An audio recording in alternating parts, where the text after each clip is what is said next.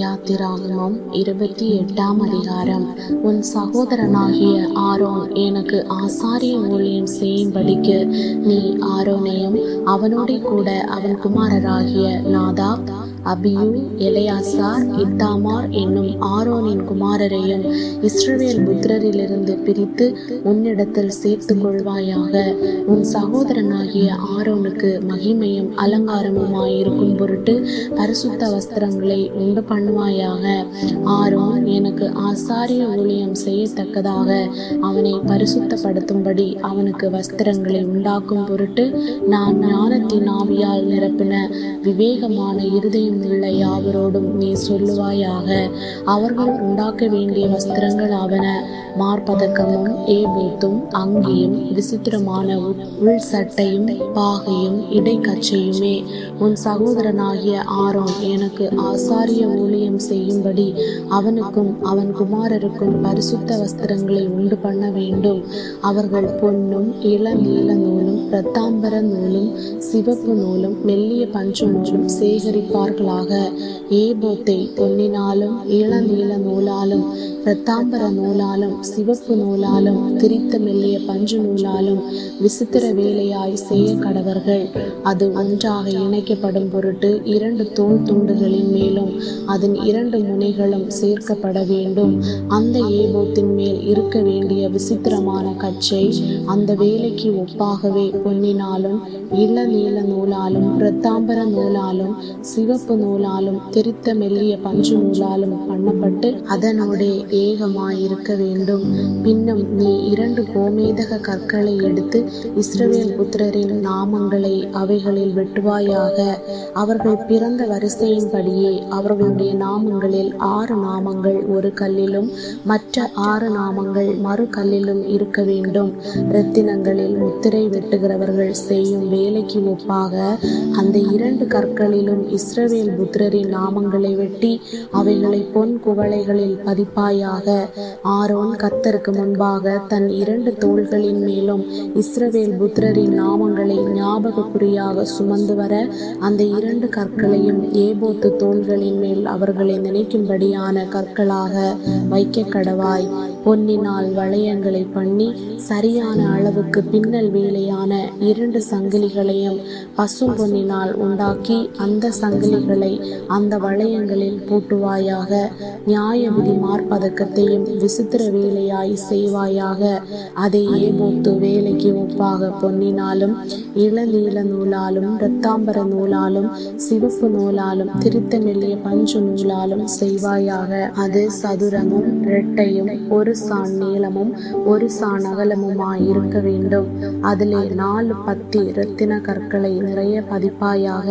முதலாம் பத்தி பத்மராகமும் புஷ்பராகமும் மாணிக்கமும், 2ஆம் பத்தி மரகதமும் இந்திர நீலமும் வச்சிரமும், 3ஆம் பத்தி கிளம்பும் வைடூரியமும் சுகந்தியும், 4ஆம் பத்தி படிக பச்சையும் கோமேதகமும் எஸ்பியுமாய் இருப்பதாக. இவைகள் அந்தந்த பத்தியில் பொன்னினாலே பதித்திருக்க வேண்டும். இந்த கற்கள் இஸ்ரவேல் புத்திரருடைய நாமங்களின்படியே 12 அவர்களுடைய நாமங்கள் அவைகளில் வெட்டப்பட்டவைகளுமாய் இருக்க வேண்டும். 12 கோத்திரங்களில் ஒவ்வொன்றினுடைய நாமம் ஒவ்வொன்றிலே முத்திரை வெட்டாய் வெட்டி இருக்க வேண்டும்.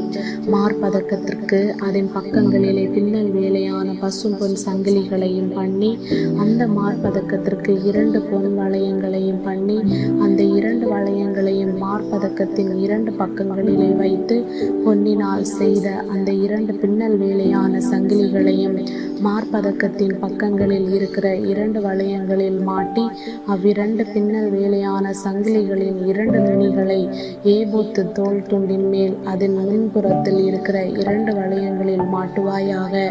நீ 2 பொன் வளையங்களை பண்ணி அவைகளை ஏபோத்தின் கீழ்ப்புறத்திற்கு எதிரான மார்பதக்கத்தினுடைய மற்ற 2 பக்கங்களிலும் அதனுடைய ஊரத்திற்குள்ளாக வைத்து வேற 2 பொன் வளையங்களை பண்ணி அவைகளை ஏபோத்தின் முன்புறத்து 2 கீழ்ப்பக்கங்களில் அதன் இணைப்புக்கு எதிராகவும் ஏபோத்தின் விசித்திரமான கச்சைக்கு மேலாகவும் வைத்து மார்பதக்கம் ஏபோத்தின் விசித்திரமான கச்சைக்கு மேலாக இருக்கும்படிக்கும் அது ஏபோத்தில் இருந்த நீங்காத படிக்கும் அதை அதன் வளையங்களால் ஏபோத்து வளையங்களோட இளநீல நாடாவினால் கட்ட வேண்டும்.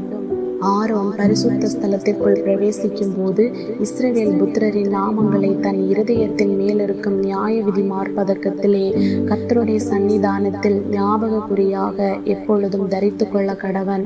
நியாய விதி மார்பதக்கத்திலே ஊரீம் தும்மீம் என்பவைகளை வைப்பாயாக.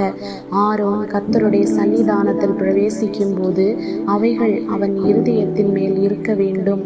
ஆரோன் தன் இருதயத்தின் மேல் இஸ்ரவேல் புத்திரருடைய நியாய விதியை கர்த்தருடைய சன்னிதானத்தில் எப்பொழுதும் தரித்து கொள்ள வேண்டும். ஏபோத்தின் கீழ் அங்கியை முழுவதும் இளநீல நூலால் உண்டாக்க கடவாய்.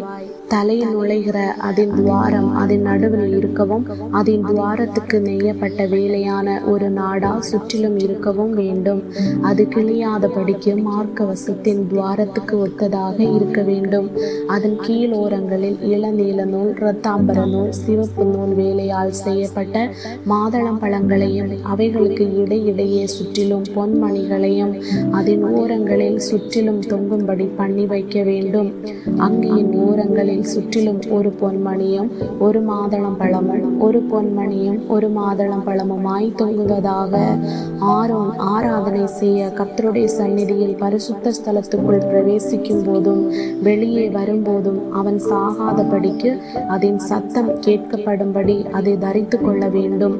பசும் பொன்னினால் ஒரு பட்டத்தை பண்ணி கர்த்தருக்கு பரிசுத்தம் என்று அதிலே முத்திரை வெட்டாக வெட்டி அது பாகையில் இருக்கும்படி அதை இளநீல நாடாவினால் பாகையின் முகப்பிலே கட்டுவாயாக.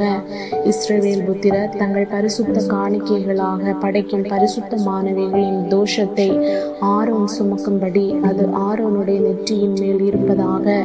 கர்த்தருடைய சந்நிதியில் அவர்கள் அங்கீகரிக்கப்படும்படி அது எப்பொழுதும் அவன் நெற்றியின் மேல் இருக்க வேண்டும். மெல்லிய பஞ்சு நூலால் விசித்திரமான உள் சட்டையையும் மெல்லிய பஞ்சு நூலால் பாகையையும் உண்டாக்கி இடைக்கச்சையை சித்திர தையல் வேலையாக பண்ணுவாயாக. ஆரோனுடைய குமாரருக்கும் மகிமையும் அலங்காரமுமாய் இருக்கும் பொருட்டு அங்கிகளையும் இடைக்கச்சைகளையும் குல்லாக்களையும் உண்டு பண்ணுவாயாக. உன் சகோதரனாகிய ஆரோனும் அவனோட கூட அவன் குமாரரும் எனக்கு ஆசாரிய ஊழியம் செய்யும்படிக்கு நீ அந்த வஸ்திரங்களை அவர்களுக்கு உடுத்தி அவர்களை அபிஷேகம் செய்து அவர்களை பிரதிஷ்டை பண்ணி அவர்களை பரிசுத்தப்படுத்துவாயாக.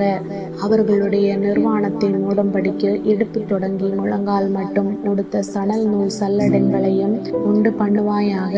ஆரோனும் அவன் குமாரரும் பரிசுத்த ஸ்தலத்திலே ஆராதனை செய்ய ஆசரிப்பு கூடாரத்திற்குள் பிரவேசிக்கும் போதும் பலிபீட தண்டைக்கு சேரும் போதும் அக்கிரமம் சுமந்து அவர்கள் சாகாதபடிக்கு அவைகளை தரித்திருக்க வேண்டும். இது அவனுக்கும் அவனுக்கு பின்வரும் சந்ததிக்கும் நித்திய கட்டளை.